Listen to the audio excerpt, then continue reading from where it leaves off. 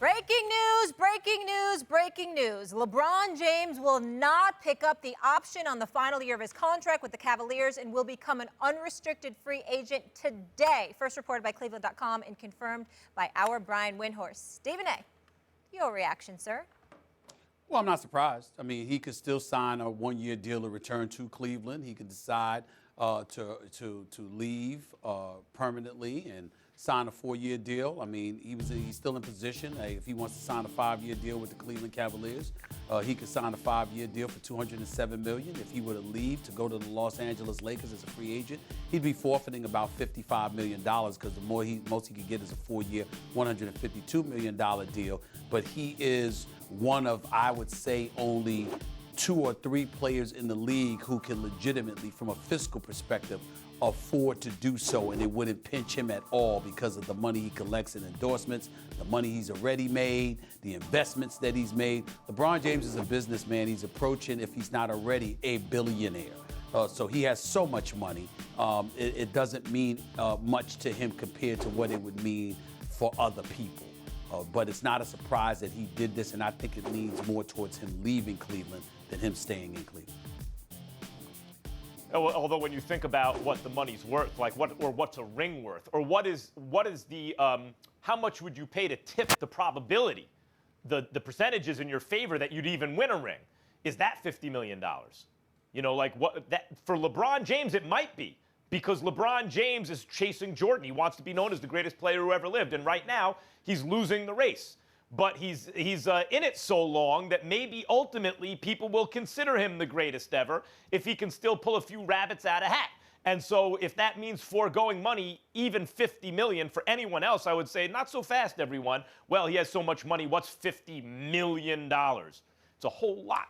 But for LeBron James, maybe that it means so much for him to be in just the right situation toward the end of his career where he could pick up another championship or two and make the case against Jordan some more.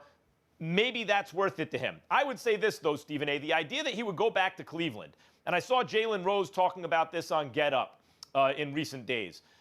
I don't believe that LeBron can go back to Cleveland. I don't think he will go back to Cleveland even for a year, because I don't see how, barring injury to the Celtics, the Cavs get out of the East. I know I've said that in the past. I said it this past season. But they barely did in a Game 7 on the road, and the Celtics didn't have Kyrie or Gordon Hayward. I don't see how they do it now. And losing to Kyrie, not even getting out of the Eastern Conference, that'd be tough. But getting yourself to L.A., with either Kawhi Leonard, Paul George, or both. Or you keep Brandon Ingram and Kyle Kuzma and Hart and whoever else you like, and you add someone through a trade, like Kemba Walker or someone like that, and you have cap space coming up the following year so that even if you lose in the second round of the playoffs or something like that, you're set up going forward. It just makes more sense to me. Yep. I have to believe that LeBron James is out of Cleveland. Okay, so basically the big takeaway for you guys, obviously we know he can still stay in Cleveland. You just said it, and Stephen A., you agree, is that you really feel like he's leaning towards leaving now, correct? Yes. And I think he should. All right. Not only do I think he will, I think he should. And more importantly, I don't think he should be requiring Kawhi or anybody else to be in L.A. before he goes there. I think he should want to go to L.A. and he should want to go on his own. And listen to my logic here. LeBron James has been under a microscope for many, many years, obviously. He was chasing the championship, and then after that, he wanted to go back home and deliver a title to the city of Cleveland and the Northern Ohio area. He's done all of that. He owes nobody nothing. He owes Miami nothing. He owes Cleveland nothing. We understand that.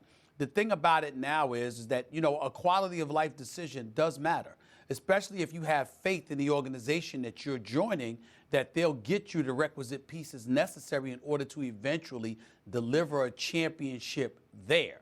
This notion that LeBron James has to be in the finals every year, that's not necessarily the case. If you go to Los Angeles, you've missed the playoffs the last 4 or 5 years. You go to Los Angeles, you're going to make the playoffs, That's improvement. You're going to gear yourself up for the summer of 2019, where whether it's Karl Anthony Towns, Klay Thompson, Jimmy Butler, or Kyrie Irving, or anybody else, they're going to know available. You're going to be able to build from there. I don't see anything wrong with it. I have to stop you on that. So obviously we've all heard the reports, Max, all of us, that he won't go first. Someone else has to go. The West is stacked, guys.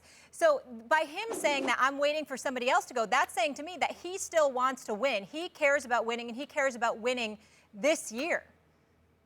Well, Molly, I think I'm not proclaiming that he won't or shouldn't care about winning. What I'm saying is, who says winning is, oh my God, I have to be in a situation where this very year I have to be there. He went back to Cleveland with the intent to build, thinking that it was going to take a couple of years for him to get back to the finals. The only time he's been in a situation where there were immediate bona fide expectations was when he first arrived in Miami with D. Wade and Chris Bosh. When he first arrived in Cleveland, we didn't know whether or not they were going to ascend that quickly. I'm saying it's okay to do that with LA.